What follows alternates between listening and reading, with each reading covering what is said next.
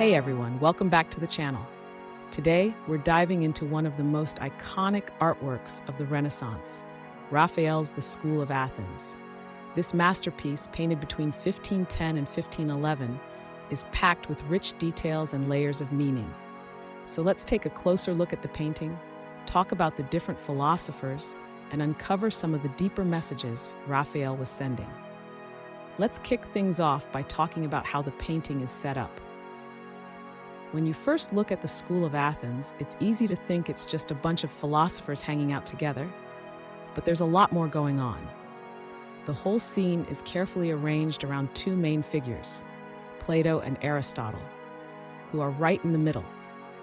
Plato is pointing up, while Aristotle is pointing horizontally, which shows that they had very different ideas about the world. Plato thought everything came from higher ideal forms, while Aristotle believed knowledge came from what we can see and touch around us.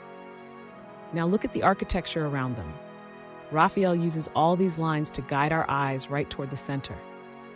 The grand building in the background creates a feeling of depth and space, making the whole scene feel like it's part of a bigger world.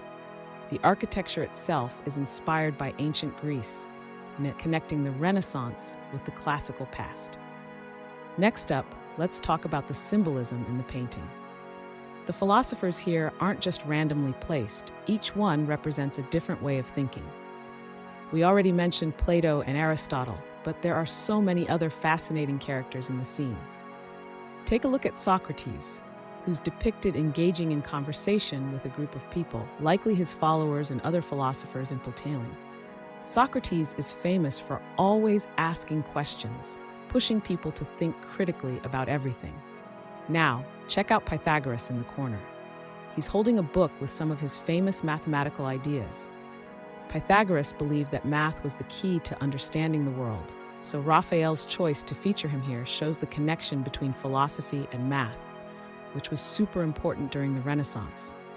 We also notice Archimedes of Syracuse, who was a Greek mathematician, physicist, engineer, inventor, and astronomer. He is considered one of the leading scientists in classical antiquity and one of the greatest mathematicians of all time. Leaning behind him is Averroes, who, also known as Ibn Rushd, was a highly influential Andalusian Arab philosopher, physician, and Islamic scholar. His most significant contribution to Western thought lies in his extensive commentaries on the works of Aristotle.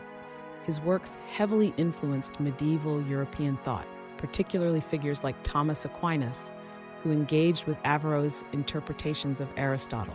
Then there's Heraclitus, sitting by himself and looking lost in thought. This figure is often seen as a self-portrait of Michelangelo, Raphael's contemporary.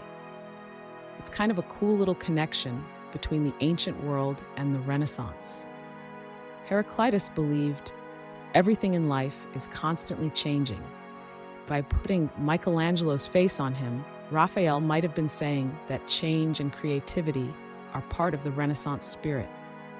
One of the things that makes this painting so interesting is how some of the figures aren't entirely clear, and there's room for different interpretations. Take Heraclitus, for example. Like I mentioned earlier, he might actually be Michelangelo. But that raises a bigger question. Is Raphael just having fun with the idea of mixing ancient and contemporary figures? Or is he making a deeper point about how the ideas of the past continue to shape the present? Let's look at Euclid, the famous mathematician who's teaching geometry to a group of students. But notice, his face looks a lot like Bramante, the architect who designed St. Peter's Basilica. Raphael might have been suggesting that architects, like Bramante, were like the philosophers of the Renaissance, helping to shape the world through design and math. Then there's Diogenes of Sinope, also known as Diogenes the Cynic, who's just lounging around, completely relaxed. While the other figures are deep in conversation, Diogenes seems kind of detached.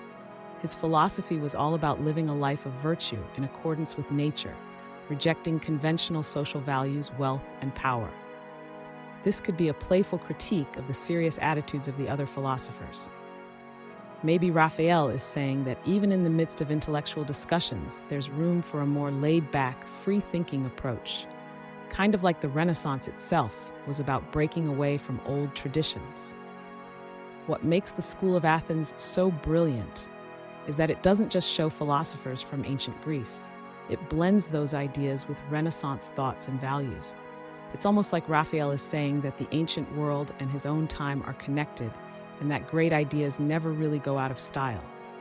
Whether it's the inclusion of Michelangelo as Heraclitus or the way Raphael blends architectural styles, the painting shows how the Renaissance was inspired by the past, but also about creating something new. Take Plato and Aristotle at the center of the painting. While they represent opposing ideas, they also represent the different ways people think, whether you're looking at things from an idealistic or practical point of view. This tension between different philosophies reflects the ongoing debates of the Renaissance, debates that are still relevant today. So in the end, the School of Athens is more than just a painting of philosophers. It's a visual conversation that blends the ancient with the modern, offering layers of meaning that keep us thinking.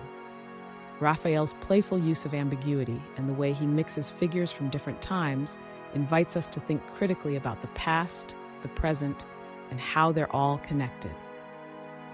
So, as we've seen, the School of Athens is packed with fascinating figures, from the unmistakable Plato and Aristotle to the more ambiguous characters like Heraclitus and Euclid. But here's the fun part. There's still debate about who some of the figures represent. Raphael included even more hidden portraits that we haven't covered in this video. What do you think? Who else do you think might be represented in this masterpiece? Let me know your thoughts in the comments below. I'd love to hear your theories.